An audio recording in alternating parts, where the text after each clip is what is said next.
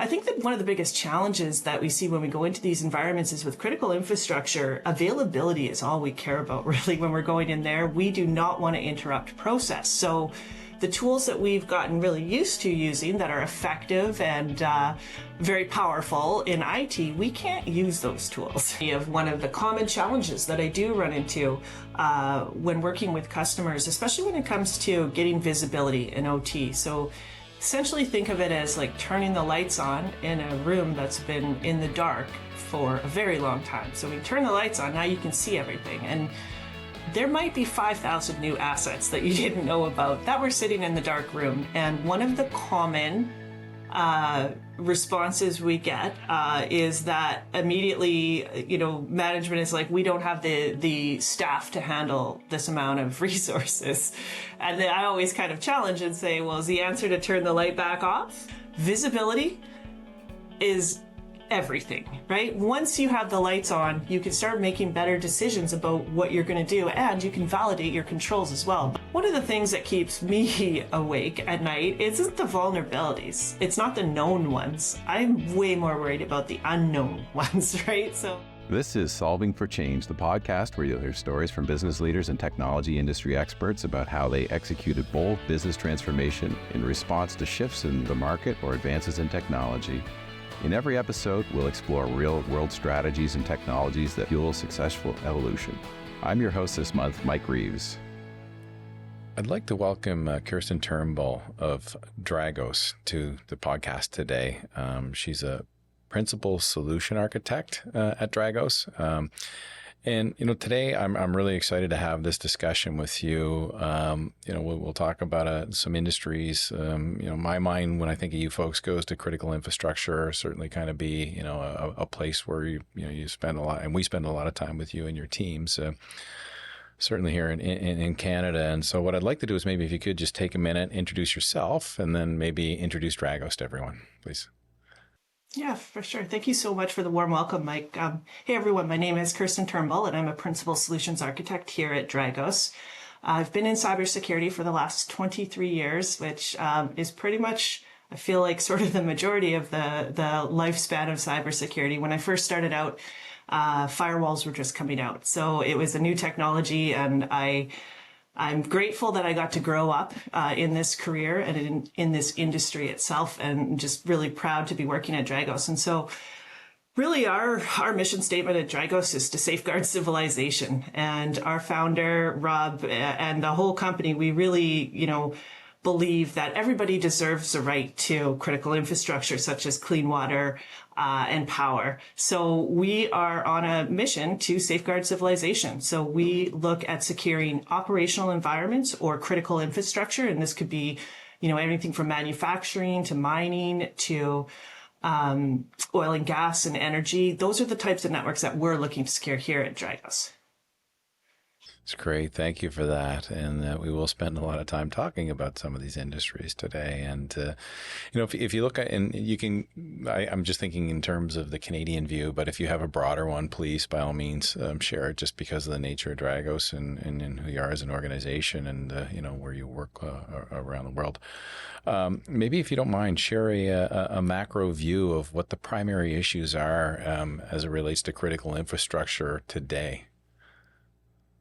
Yeah, no, that's a great segue into, and it's all, I don't want to say a blanket statement, but when we enter these different environments, obviously they're going to look a little different based on what industry we're in, but there are some common characteristics that we see across these environments, and that's down to the basics. So from an architecture perspective, we're looking at a lot of organizations that aren't properly segmented. So they don't quite have their OT carved off from their IT. And so there's holes between where their two very different networks are communicating. And so I think that one of the biggest challenges that we see when we go into these environments is with critical infrastructure, availability is all we care about really when we're going in there. We do not want to interrupt process. So the tools that we've gotten really used to using that are effective and very powerful in IT, we can't use those tools in OT. So, the challenge becomes, how do we look at this network and start trying to secure it without, introducing any packets to disrupt the process? So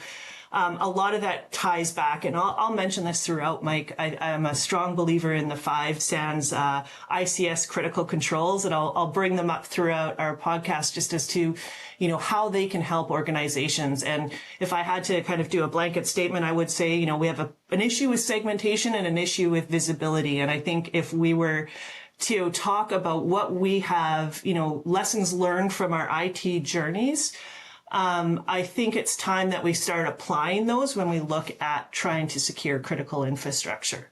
So taking the knowledge of how to secure corporate environments, but then pivoting and using those tools and the techniques to help get that visibility that you need to secure critical infrastructure. And I think it's great that you asked me, from a more centric Canadian opinion, because I have seen organizations and networks worldwide. And when we talk about Canada, it's a challenge, and everyone globally understands just how large we are, right? We are a humongous country that does not have fiber to the door everywhere. We have this giant slab of rock up north that I don't think there's ever going to be fiber up there, not to crush anyone's spirits, but our issue is, we're very much a resource-based country, and we're gigantic in nature. And so when we talk about those challenges, the communications is definitely one of the challenges that we do run into in Canada. So lots of field remote sites with, very basic security configurations. They're ready for kind of that next phase of security controls. And if you look at that, so a couple questions for you. One is, you talk about, and I'd love your perspective on, so you've got IT and OT security, and you talk to some companies and they're like, our strategy is we're gonna bring those together.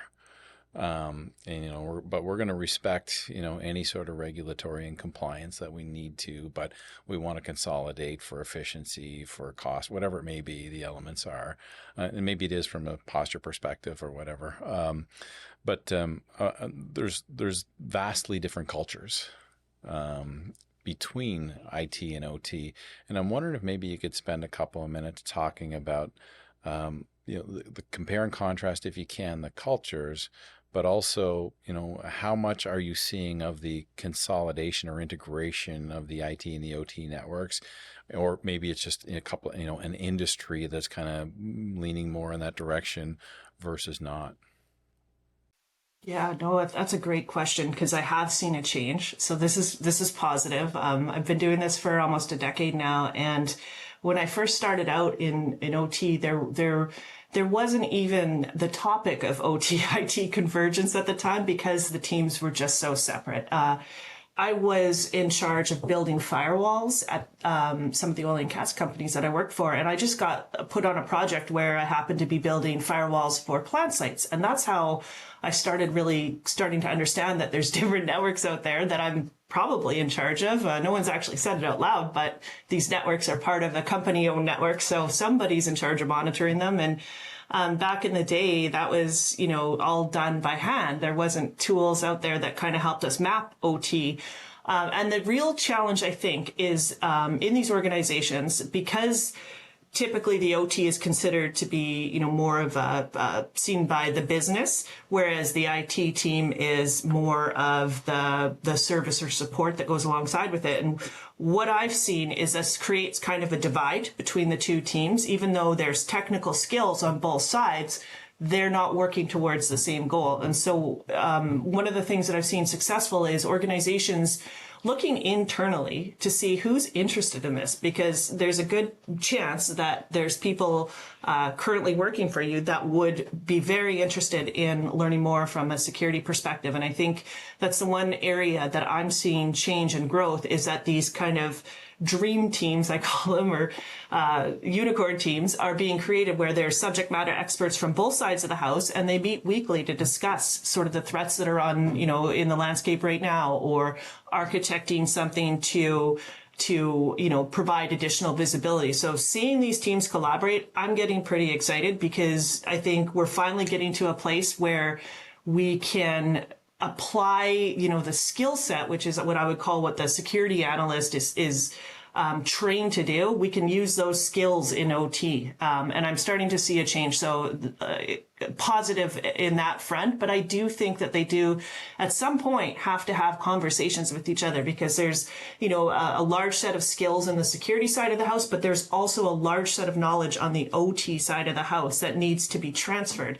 Both teams have valuable information that the others will find. And I think one of the biggest things that I've seen in my travels is just that trust has to be built. So at some point, the trust was severed. And I'm smiling because I come from IT and I know why the trust was severed. Someone decided to run Nmap or Nessus in the critical infrastructure network, took out some PLCs, caused millions of dollars of damage. They have issues with how the tools work in IT. And I totally understand that when their entire job is to keep everything available. So they don't want interruptions. And this is what I'm talking about, is building that kind of trust foundation where both teams are working, for the greater good.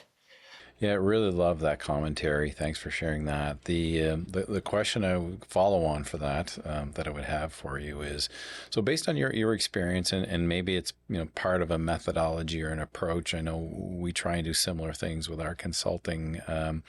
When we're talking about the theme of topic we're on right now, and that is a blueprint, an approach to try and bring the two parts of the organization together. And like I say, there's a cultural component to that because, IT engineering and, whether it's engineers in the utility space or oil and gas, whatever it may be, manufacturing, it's a different culture as well. And so how do you kind of start to create that awareness, that understanding, that alignment to build, a roadmap or a plan to look at, trying to, create homogeny and bring the groups together.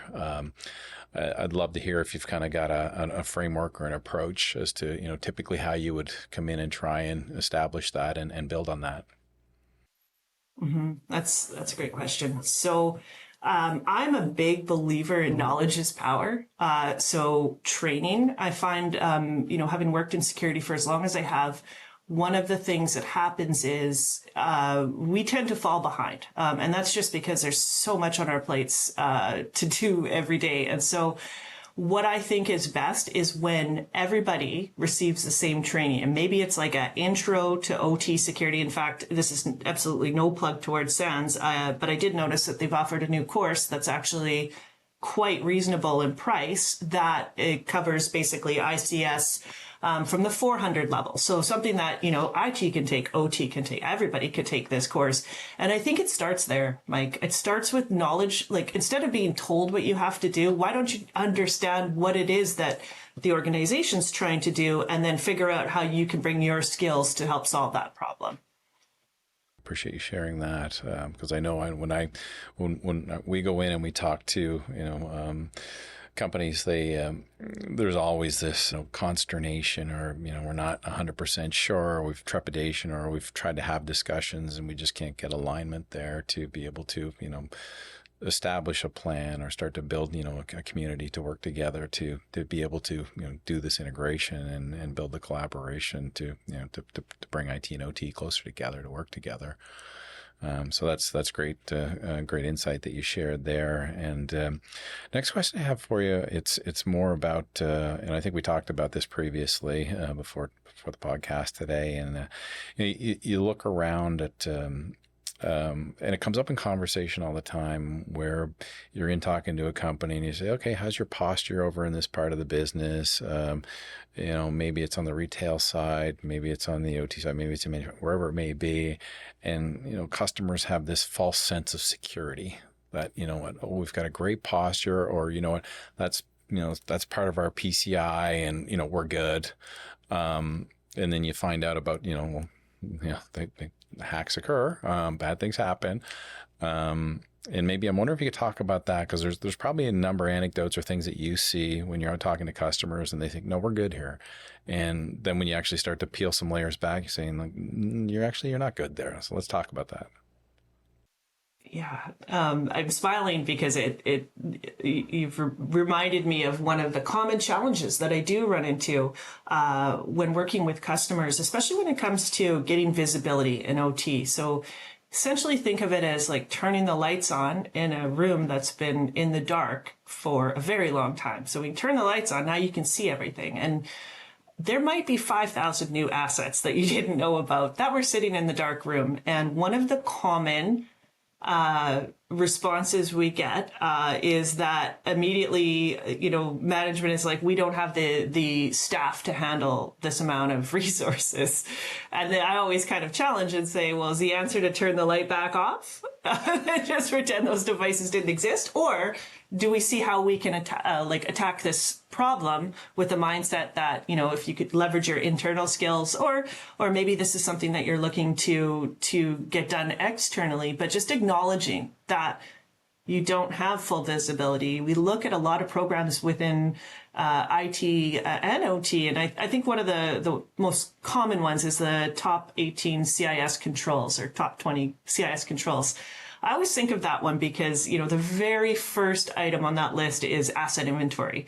And as you start to go down the controls, everything that you see is really going to be based on what is in that first point, your asset inventory. So your vulnerability management program, your patch management, everything that follows that list is going to be based on the assets that you've identified. And if you don't understand all the assets in your environment, then all the controls that you're putting in place are really just for a subset of the assets that you have in your environment that you know about. And so I'll stand on the hill. I've been in this industry for 23 years.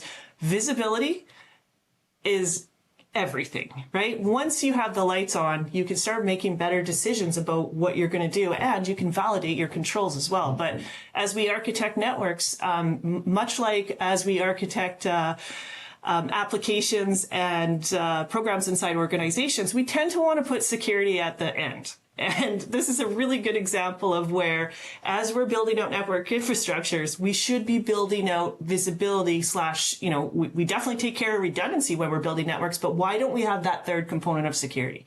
Why are we stapling that on at the end and then having, issues with security controls working when it was never part of the blueprint in the first place?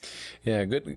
Oh, go ahead, please. I know that maybe that's a controversial statement, but as I, go into all these networks, the commonality is they're lacking visibility. To layer on to that, if you look at the customers that you're out and speaking to in the marketplace, is there, what is a good baseline? Like, where should a customer be at a minimum? And then is there, if you look at, I try and look at everything, it's a continuum. So you have a baseline, and then you're trying to move up the continuum and continue to improve and get better at things. And I'm wondering if maybe you have a perspective on that, like what is the good baseline, and then what are the steps, and how do you look at, and what do you do to continue to, to grow and move up the continuum?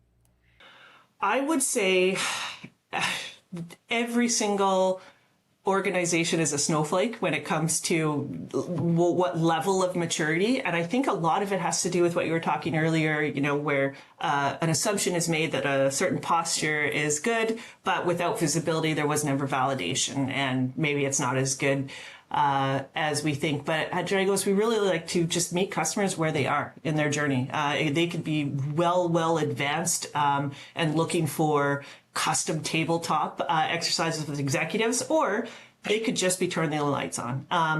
A good baseline really is, I'm always going to go back to those SANS controls, but do you have an incident response plan for OT? Let's maybe start there, because at least we have something to put in place should, an event occur.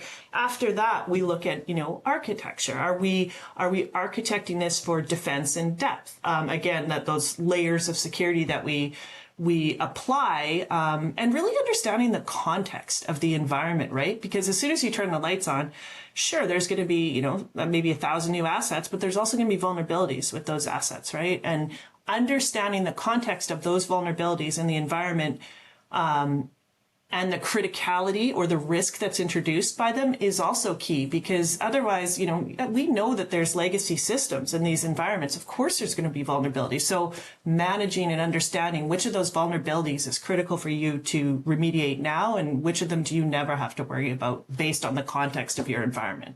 Mm-hmm. Great explanation. So yeah, I'd say it could be anywhere from very, very immature, like, okay, we're just going to turn the lights on. We haven't even segmented from corp yet, to, the custom tabletop scenario that I was discussing with regards to, bringing in executives and getting very creative. So all different spectrums. Two additional questions for more perspective to layer in further on that. And you mentioned executive. Usually you've got kind of operational level folks. Everyone's they're in theater, they're day to day. They're everything's palpable. They feel it. They're living it. And you try and raise this up to get more executive support to maybe it's to address certain structural issues the customer may have, or they don't have good executive sponsorship or support. Is there a way that you can help customers and help them build a plan to take to the executive team to get more sponsorship and support, to be able to have them understand where the customer is in their current state, and things they need to do to continue to improve that? Because IT, OT, it doesn't seem to matter. Oftentimes there's less so now. There's a lot of, I guess it's more from fear. Executives are involved in trying to understand, hey, what's going on with cybersecurity inside our organization, but really they don't have the depth of knowledge to say, is that good or bad when they're presented with the information? So is there kind of an information process or a way that you can help customers build a communication plan to be able to have the executive understand, here's where we are, here are the things we need to do, this is why we need capital investment or whatever it may be to help continue to improve things or get us to a good spot if we're not in a good spot? No, for sure. I think an assessment of some sort has to be done, whether it be a cybersecurity assessment, some sort of marker to sort of say, here's where we're at.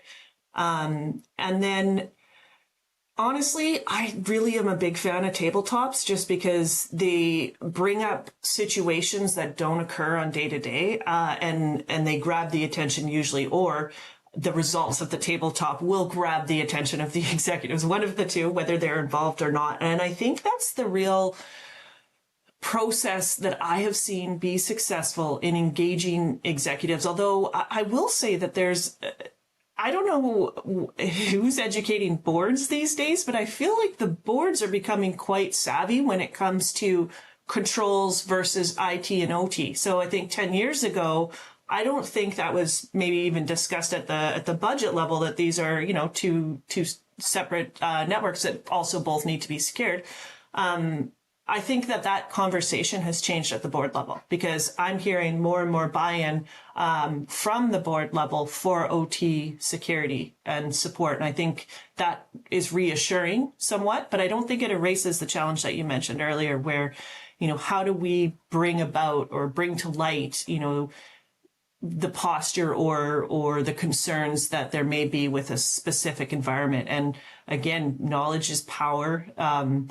And tabletops can be really valuable for these specific scenarios. I was talking to a director of IT last week about tabletops, and they're struggling to get a good level of visibility and support from the senior leadership team, and in a way to try and expose where the organization is, and try and start to build some collaboration in the organization to use tabletops as that platform, sort of, I guess, pun intended, to be able to, get support and show, where the customer is, without having to make a big investment. Because a lot of people will just knee jerk and go buy tools.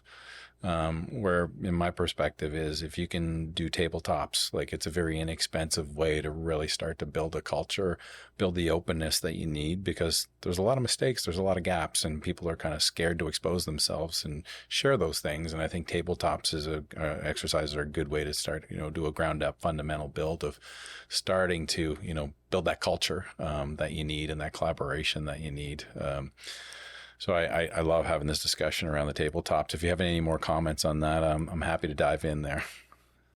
Oh, I love your attitude. And how I read that was, let's create a safe place to test our abilities, because every day a security analyst goes to work, they've got worry on their shoulders because their job is to literally find a needle in a haystack every day. And so when you have that pressure on your shoulders, and you're also dealing with incidents at the same time, it can be a lot. So to have a place where you can rehearse, if you want to call it that, what a brilliant idea, because it allows everybody in the room to feel comfortable. It's not the feeling of being in an incident where you got that feeling in your tummy and you have people breathing over you. This isn't real, but at the same time, you're about to uncover a whole lot of things that are going to go wrong in a real incident. And the lovely part about it is, like you said, from a cost perspective, we're not looking at like spending millions of dollars on a new tool. We're looking at just testing our abilities. So I'm a big fan of creating safe places like that for testing of how our systems react, because there is a lot of human involvement in a cyber incident. I know we'd all love to think it's just computers and bits and ones and zeros, bits and bytes, but there's a lot of human emotion involved as well. So I think I'm a big fan of empowering users to make better security choices than I am of, testing users and making them maybe not feel adequate. Another thing I think about too when we're talking about culture is, I came from Microsoft before I was at Dragos, and in the last year, something I never thought I would see in my entire career happened.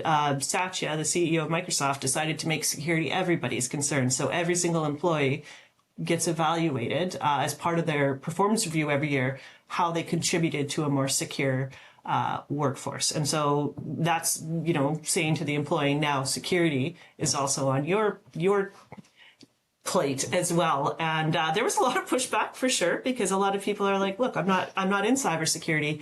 But at the end of the day, go back to the knowledge is power, and making everyone aware, I think, creates a culture where you're not scared, and it is safer. So I'm a big fan of that. Everyone's one click away. All right, so that level of awareness is wonderful to hear about. Just continuing on this theme, in terms of the landscape of the various customers and industries that you work with, do you find some industries, and you don't have to call them out specifically, but are more mature than others? I'd have to say the more regulated ones. they tend to follow rules, and they tend to have quite a bit of structure. Now, I'm not saying that means they're all, not insecure.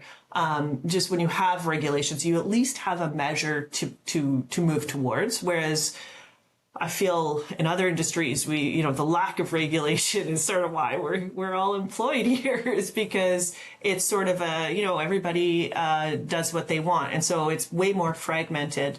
I will say they all have their unique challenges. Well, one thing that we're seeing a lot of, and if anyone's paying attention, we're seeing a ton of ransomware towards manufacturers. And I think that has to do a lot with the segmentation that I talked about earlier, just, having the network segmented better. But it's opportunistic, right? Hackers are going to go where they can likely get paid. And so what they've been noticing in trend in the history is that manufacturers of goods that are critical tend to pay out quickly. So that is why I think we're seeing an uptick. It's just opportunistic at this point, and disrupting the supply chain usually is kind of a critical event. And so if they're looking to make a payday, they're probably more likely to get it from something that everybody needs.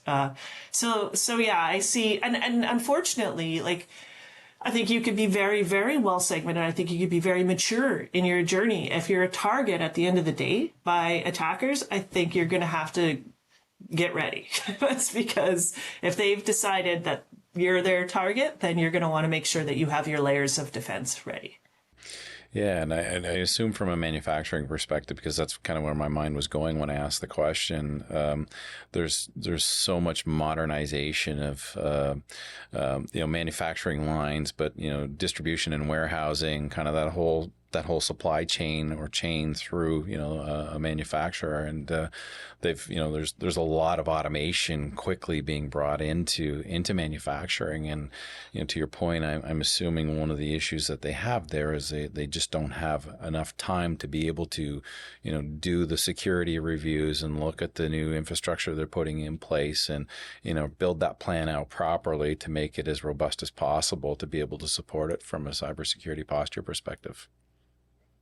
And so, yeah, just the rapid digitalization, I think, of manufacturing, where everything was serial, right? Now everything has an IP address, and that is compounding the problem. We're advancing technologies, which is exactly where we want to be.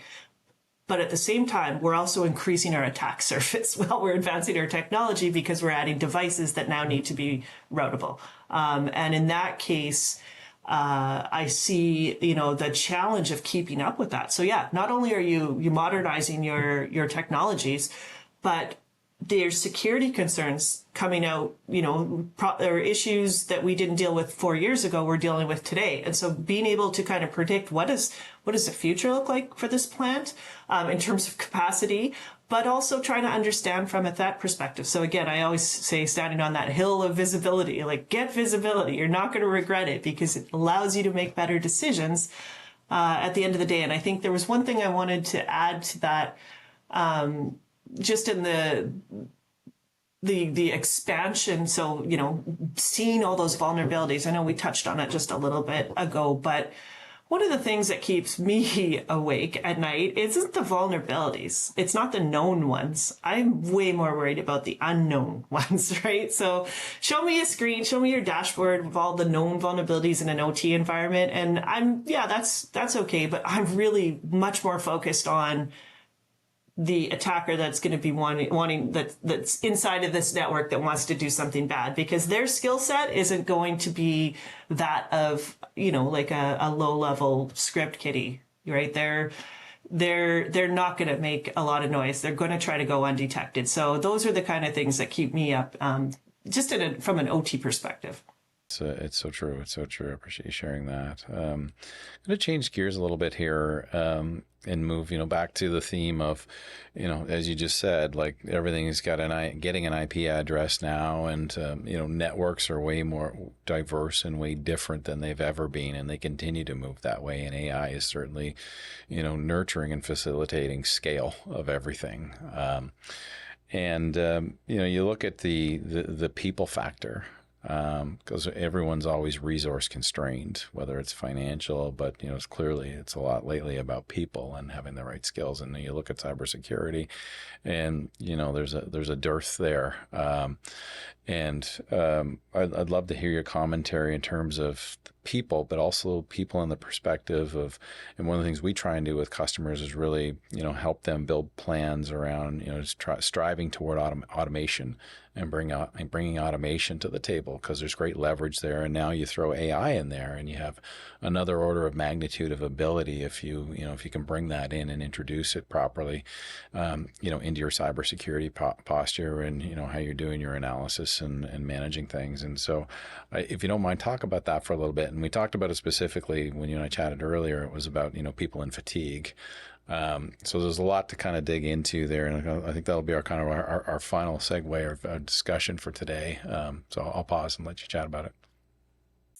Yeah, I was thinking back to this quote that I read where it says, I don't want AI to do, and I wish I had it set out. So I think where we're going to see the greatest benefits, and I did get to see this when I was at Microsoft last year, was in the ability to use AI as an assistant to free you up to do the stuff that you enjoy doing at work. And I'll take the security analyst role, just since I know it so well, and let's apply that kind of mentality. So I'm in a day-to-day job where I have certain activities that I have to do every day that are extremely boring and extremely manual and don't require my human brain whatsoever. It's just a function that I have to do.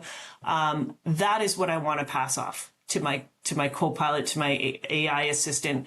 I want to be able to focus on the things that require my critical thinking abilities, and I want to be able to offload all the crunching and the sifting, like, so I always think of like panning for gold. So the sifting through all the ones and zeros to find, the needle. I want to offload as much as that to AI. So there's parts of an analyst's job that take up a whole lot of time that are completely brain numbing. Those are what we need AI for at this current juncture. I think it's really important to understand that there will never be a day where AI can kind of take over the human aspect of comprehension when it comes to looking at logs, right? So I know I brought up context before. I see AI really kind of coming in. I don't see it replacing security analysts. I see it augmenting the team so that the analysts can become better, faster, because now they don't have to do these long tasks that take, hours at a time and are not interesting or creative to them. And like anyone who's been in security analyst roles knows that what I'm saying is true. Not all of it's exciting. There are exciting parts, but there's also a lot of manual, sifting is the right word, sifting that has to take place. And this is where I see AI really coming in to augment, to help. But replacing, I don't think we're anywhere close to that yet. But what I do definitely think is that we have a grunt on the team that you can tell to do the worst jobs and not feel bad because they're not a human and they're not going to resent you for giving them that job that you hate doing. So taking things off of your plate to make you a better analyst is where I see AI really empowering teams. I don't see it replacing, especially in security, just given all of the context that we have to take into account when we're analyzing data. I just don't know how we could replace that quite yet. And I'll pause there, Mike, because I'm very curious. Yeah, no, I would agree. It's a tool. It's there to help, to augment, and and to your point, it's like, let's get the mundane, low value tasks off people's plates and let them focus on higher value work. It's there. There's no shortage of things to do. And again, if you look at it from a cybersecurity perspective and analyst burnout, if you can do things that are going to, take a lot of that burden off their plate and maybe make them feel better about, their work, their job, and higher value tasks and evolving their skill set, rather than the keep the lights on approach that, always seems to be the case that, really causes the burnout in people. I see great opportunity, and it's very exciting to consider what that looks like in the future. And I kind of look at that again, as we're getting to the end of our time here, and what you folks do at Dragos, and how you provide value in that equation. And, since we're here and we're talking analysts, and you're talking, how we're leveraging technology. Maybe just let's take a minute and let's do an advertisement for Dragos here and how you help customers. I'd really like to unpack that because it's pretty powerful.